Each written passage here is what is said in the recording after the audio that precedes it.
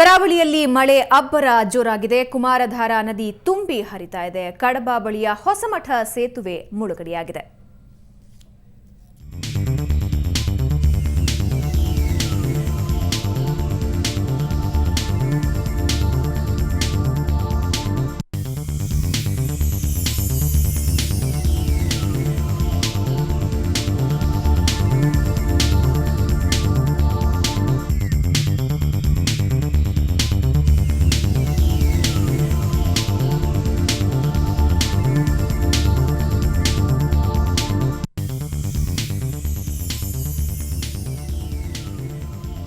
ಕರಾವಳಿಯಲ್ಲಿ ಮಳೆಯ ಅಬ್ಬರ ಜೋರಾಗಿದೆ. ಕುಮಾರಧಾರಾ ನದಿ ತುಂಬಿ ಹರಿತಾ ಇದೆ. ಕಡಬ ಬಳಿಯ ಹೊಸಮಠ ಸೇತುವೆ ಸಂಪೂರ್ಣವಾಗಿ ಮುಳುಗಡೆಯಾಗಿದೆ. ಹೀಗಾಗಿ ಉಪ್ಪಿನಂಗಡಿ, ಕುಕ್ಕೆ ಸುಬ್ರಹ್ಮಣ್ಯ ಸಂಚಾರ ಅಲ್ಲಿ ಸ್ಥಗಿತವಾಗಿದೆ.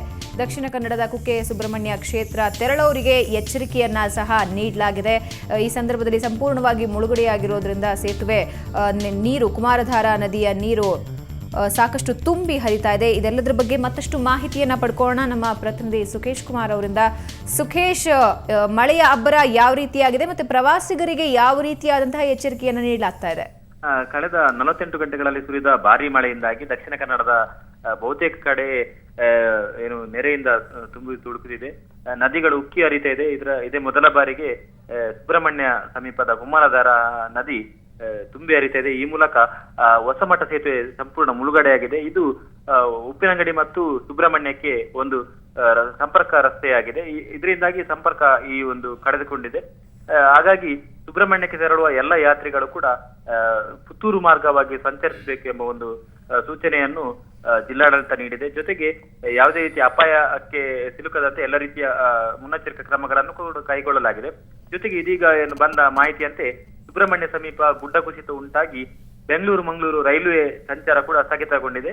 ಇದರಿಂದಾಗಿ ಬಹುತೇಕ ಸಾವಿರಾರು ಜನ ಮಂದಿ ರಸ್ತೆ ಸಂಚಾರವನ್ನೇ ಅವಲಂಬಿಸಬೇಕಾಗಿ ಬಂದಿದೆ. ಓಕೆ, ಧನ್ಯವಾದ ಸುಖೇಶ್ ನಿಮ್ಮೆಲ್ಲ ಮಾಹಿತಿಗೆ. ಕೆಪಿಎಸ್ಸಿ ನೇಮಕಾತಿ ಅವ್ಯವಹಾರ ಪ್ರಕರಣಕ್ಕೆ ಸಂಬಂಧಿಸಿದಂತೆ ಸಿಐಡಿ ಪೊಲೀಸರು ಬೆಂಗಳೂರಿನ 11 ಕಡೆ ದಾಳಿ ಮಾಡಿದ್ದಾರೆ. ಕೆಪಿಎಸ್ಸಿಯ ಮಾಜಿ ಅಧ್ಯಕ್ಷ ಗೋನಾಳ್ ಭೀಮಪ್ಪ ಹಾಗೂ ಹಾಲಿ ಸದಸ್ಯೆ ಮಂಜುಳಾ ಶ್ರೀಧರ್ ಮನೆಗಳ ಮೇಲೆ ಈ ದಾಳಿ ನಡೆದಿದೆ. ಸಿಐಡಿ ಡಿಐಜಿಯಾಗಿರುವಂತಹ ಸೋಮೇಂದು ಮುಖರ್ಜಿ ನೇತೃತ್ವದಲ್ಲಿ ಈ ದಾಳಿ ನಡೆದಿದ್ದು ದಾಖಲೆ ಪರಿಶೀಲನೆ ಮಾಡಲಾಗ್ತಾ ಇದೆ. ಇನ್ನು ನೇಮಕಾತಿಯಲ್ಲಿ ಅಕ್ರಮ ನಡೆಸೋದಕ್ಕೆ ಸಹಾಯ ಮಾಡಿದ್ದ ಮಧ್ಯವರ್ತಿಗಳ ಮನೆಗಳ ಮೇಲೂ ಕೂಡ ಈ ದಾಳಿ ನಡೆದಿದ್ದು ಪರಿಶೀಲನೆ ನಡೆಸಲಾಗ್ತಾ ಇದೆ. ಓಕೆ, ಈ ಬಗ್ಗೆ ಮತ್ತಷ್ಟು ಮಾಹಿತಿ ಪಡ್ಕೊಳ್ಳೋಣ. ನಮ್ಮ ಪ್ರತಿನಿಧಿ ರವಿ ನಮ್ಮೊಂದಿಗೆ ದೂರವಾಣಿ ಸಂಪರ್ಕದಲ್ಲಿದ್ದಾರೆ. ಏಕಾಏಕಿ 11 ಕಡೆ ಈ ದಾಳಿ ನಡೆದಿದೆ ರವಿ. ಸೊ ಯಾವೆಲ್ಲ ರೀತಿಯಾದಂತಹ ದಾಖಲೆಗಳನ್ನ ಪರಿಶೀಲನೆ ನಡೆಸಲಾಗ್ತಾ ಇದೆ? ಕೆಪಿಎಸ್ಸಿ ಹಗರಣಕ್ಕೆ ಸಂಬಂಧಪಟ್ಟಂಗೆ ಇವತ್ತು ಬೆಳಗ್ಗೆ ಸುಮಾರು 5:30 ಸಂಜೆ 6 ಗಂಟೆವರೆಗೂ ಕೂಡ ಒಂದು ದಾಳಿ ನಡೆದಿತ್ತು. ಸುಮಾರು 11 ಕಡೆ ಬೆಂಗಳೂರಿನ ವಿವಿಧ ಕಡೆ ಅಂದ್ರೆ ಬಾಣಸ್ವಾಡಿಯಲ್ಲಿ ಗೋನಾಳ್ ಭೀಮಪ್ಪನ ಎದುರು ಕೆಪಿಎಸ್ಸಿ ಮಾಜಿ ಅಧ್ಯಕ್ಷರು ಮತ್ತೆ ಹಾಲಿ ಸದಸ್ಯರಾಗಿರುವಂತ ಮಂಗಳಾ ಶ್ರೀಧರ್ ಮತ್ತೆ ಅರುಣಾಚಲಂ ಸೇರಿ ಒಟ್ಟು 8 ಜನ ಅಧಿಕಾರಿಗಳ ಮೇಲೆ ಸುಮಾರು 100 ಜನ ಅಧಿಕಾರಿಗಳ ತಂಡ ಇವತ್ತು ಒಂದು ದಾಳಿ ನಡೆಸಿದ್ರು. ವಿವಿಧೆಡೆ ಸಾಕಷ್ಟು ದಾಖಲೆಗಳನ್ನ ಪರಿಶೀಲನೆ ಮಾಡಿದ್ರು. 2012ರಲ್ಲಿ ಒಂದು ನೋಟಿಫಿಕೇಶನ್ ಆಗಿತ್ತು ಕೆಎಸ್ ಪೋಸ್ಟ್. ಈ ಹಿನ್ನೆಲೆಯಲ್ಲಿ ಯಾವ ಅಕ್ರಮ ಆಗಿದೆ ಮತ್ತೆ ಈಗ ಬೇರೆ ಯಾವ್ದಾದ್ರು ಒಂದು ದಾಖಲಾತಿ ಇದೆಯಾ, ಆ ಒಂದು ನೇಮಕಾತಿ ಸಂದರ್ಭದಲ್ಲಿ ಯಾರಾದ್ರೂ numbers, register number, hall ticket ಏನಾದ್ರು ಸಿಗ್ಬೋದಾಗಿ ಅಂತ ಹೇಳಿ ಸಾಕಷ್ಟು ಪರಿಶೀಲನೆ ಮಾಡ್ತಾ ಇದ್ದಾರೆ ಭವನ. ಸೊ ಯಾವೆಲ್ಲ ರೀತಿಯ ದಾಖಲೆಗಳು ಲಭ್ಯವಾಗಿವೆ ರವಿ? ಈ ಬಗ್ಗೆ ಪೊಲೀಸ್ ನಮ್ಗೆ ಯಾವುದೇ ಒಂದು ಮಾಹಿತಿ ಕೊಡ್ತಿಲ್ಲ. ಯಾಕಂದ್ರೆ ಇದು ಬೆಳಿಗ್ಗೆ ಸುಮಾರು 5:30 ಸಂಜೆವರೆಗೂ ನಡೆದ ಒಂದು ದಾಳಿ ಕಾರಣಕ್ಕೋಸ್ಕರ ಈಗಾಗಲೇ ದಾಳಿ ಸಂಪೂರ್ಣವಾಗಿ ಮುಗಿದಿದೆ. ಆದ್ರೆ ಕೆಲವುಗಳೇ ದಾಳಿ ಕೂಡ ಇನ್ನೂ ಮುಂದುವರೆದಿದೆ. ಯಾಕಂದ್ರೆ ಅವ್ರ ಸಂಬಂಧಪಟ್ಟ ಆಸ್ತಿ ಪತ್ರಗಳು ಇರ್ಬೋದು, ಮತ್ತೆ ಸಂಬಂಧಪಟ್ಟ ಸಂಬಂಧಿಕರ ಮನೆ ಇರ್ಬೋದು, ಮತ್ತೆ ಅವ್ರ ಸ್ನೇಹಿತರ ಮನೆ ಇರ್ಬೋದು, ಮತ್ತೆ ಅಧಿಕಾರಿಗಳ ಮನೆ ಇರ್ಬೋದು, ಇವೆಲ್ಲ ಕೂಡ ಈಗಾಗಲೇ ದಾಳಿ ನಡೆಸ್ತಾ ಇದ್ದಾರೆ. ಆದ್ರೆ ಯಾವೊಂದು ದಾಖಲಾತಿಗಳು ಸಿಕ್ಕಿದಾವೆ ಮತ್ತೆ ಏನೇನು ಸಿಕ್ಕಿದೆ ಅನ್ನೋ ಒಂದು ಮಾಹಿತಿನ ಬಹುಶಃ ನಾಳೆ ಪ್ರೆಸ್ ಮೀಟ್ ಅಲ್ಲಿ ಅವರು ಸುದ್ದಿ ನೀಡ್ತಾರೆ ಅನ್ನೋ ಒಂದು ಕುತೂಹಲ ಕೂಡ ಮಾಧ್ಯಮದವರಿಗಿದೆ ಭವನ. ಓಕೆ, ಧನ್ಯವಾದ ರವಿ ನಿಮ್ಮೆಲ್ಲ ಮಾಹಿತಿಗೆ. 2004ರ ಇಶ್ರತ್ ಜಹಾನ್ ಎನ್ಕೌಂಟರ್ ಕೇಸಲ್ಲಿ ಇವತ್ತು ಸಿಬಿಐ ಮೊದಲ ಚಾರ್ಜ್ ಶೀಟ್ ಸಲ್ಲಿಸಿದೆ. ಒಟ್ಟು 1500 ಪುಟಗಳ ಆರೋಪ ಪಟ್ಟಿಯಲ್ಲಿ ನಿರೀಕ್ಷೆಯಂತೆ ಗುಜರಾತ್ ಸಿಎಂ ನರೇಂದ್ರ ಮೋದಿ ಹಾಗೂ ಅಮಿತ್ ಶಾ ಸೇಫ್ ಆಗಿದ್ದಾರೆ.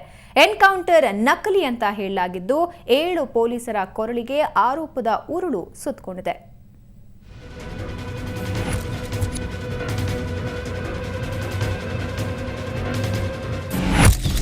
Ishrat Jahan encounter case Narendra Modi, Amit Shah safe. 7 police ಅಧಿಕಾರಿಗಳ ವಿರುದ್ಧ ಚಾರ್ಜ್ ಶೀಟ್. ತೀವ್ರ ಕುತೂಹಲ ಕೆರಳಿಸಿದ್ದ ಇಶ್ರತ್ ಜಹಾನ್ ಎನ್ಕೌಂಟರ್ ಪ್ರಕರಣದ ಚಾರ್ಜ್ ಶೀಟ್ ಸಲ್ಲಿಕೆಯಾಗಿದೆ. ಸಿಬಿಐ ಅಧಿಕಾರಿಗಳು ಅಹಮದಾಬಾದ್ನ ಸಿಬಿಐ ಕೋರ್ಟ್ಗೆ ಚಾರ್ಜ್ ಶೀಟ್ ಸಲ್ಲಿಸಿದ್ರು. ಇಶ್ರತ್ ಎನ್ಕೌಂಟರ್ ನಕಲಿ ಅಂತ ಚಾರ್ಜ್ ಶೀಟ್ನಲ್ಲಿ ಹೇಳಲಾಗಿದೆ. ಇನ್ನು ಸಿಬಿಐ 1500 ಪುಟಗಳ ಚಾರ್ಜ್ ಶೀಟ್ ಸಲ್ಲಿಸಿದೆ. ಇಶ್ರತ್ ಜಹಾನ್ ಎನ್ಕೌಂಟರ್ ನಕಲಿ ಅಂತ ಹೇಳಿದ ಸಿಬಿಐ, ಇಶ್ರತ್ ಯಾವುದೇ ಸಂಘಟನೆಗೆ ಸೇರಿಲ್ಲ, ಆದರೆ ಉಳಿದ 3 ವ್ಯಕ್ತಿಗಳಿಗೆ ಉಗ್ರರ ನಂಟಿದೆ ಅಂತ ಹೇಳಿದೆ.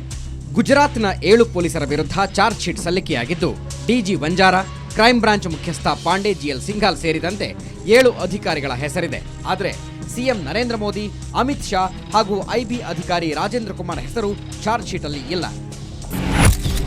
ಈ ಪ್ರಕರಣದ ಹಿನ್ನೆಲೆಯನ್ನ ನೋಡೋದಾದ್ರೆ, ಜೂನ್ 15, 2004ರಂದು ಎನ್ಕೌಂಟರ್ ನಡೆದಿತ್ತು.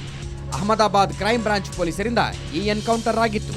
ಇಶ್ರತ್ ಜಹಾನ್ ಸೇರಿ ಎನ್ಕೌಂಟರ್ಗೆ ಬಲಿಯಾಗಿದ್ರು. ಲಷ್ಕರ್ ಉಗ್ರರು ಎಂದು ಐಬಿ ಎಚ್ಚರಿಕೆ ಕೊಟ್ಟಿತ್ತು. ಮೋದಿ ಹತ್ಯೆಗೆ ಸಂಚು ರೂಪಿಸಿದ್ರು ಎಂಬ ಕಾರಣಕ್ಕೆ ಎನ್ಕೌಂಟರ್ ನಡೆಸಲಾಗಿತ್ತು. ಆದರೆ ಇದನ್ನ ಮಾನವ ಹಕ್ಕುಗಳ ಕಾರ್ಯಕರ್ತರು ಖಂಡಿಸಿದ್ರು. ನಕಲಿ ಎನ್ಕೌಂಟರ್ ಎಂಬ ಬಲವಾದ ಆರೋಪ ಕೇಳಿಬಂದಿತ್ತು.